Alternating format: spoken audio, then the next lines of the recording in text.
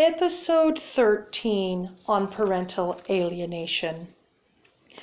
Once we get a protective separation of the child from the alienating parent, we recover the child's authenticity and help the child rebond to the target alienating parent.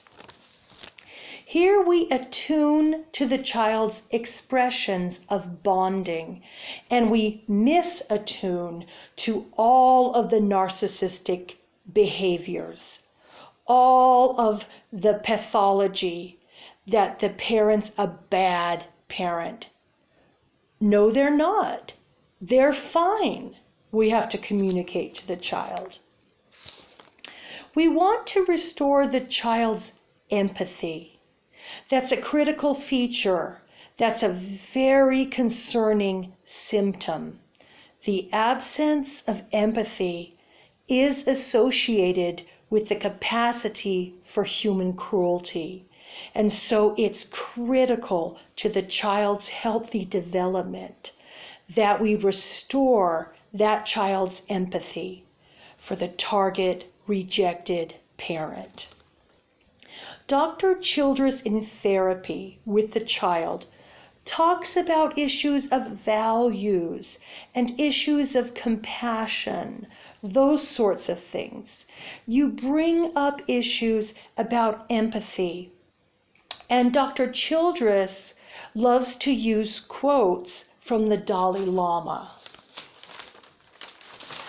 or from other people.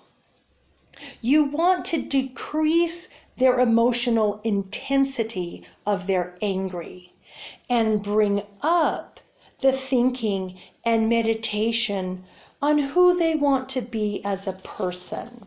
You don't want to be this angry and hostile person, do you?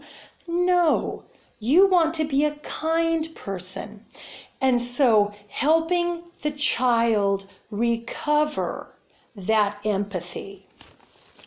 You need to challenge them. So when they're judging the parent from a top-down position or a sense of entitlement or a haughty and arrogant attitude, all of those narcissistic behaviors, I want to misattune to those. And when I get normal kid, I attune to that. We need to restore the authenticity of the child. We need to restore the authenticity of the family relationships that have been distorted by the narcissist borderline parent.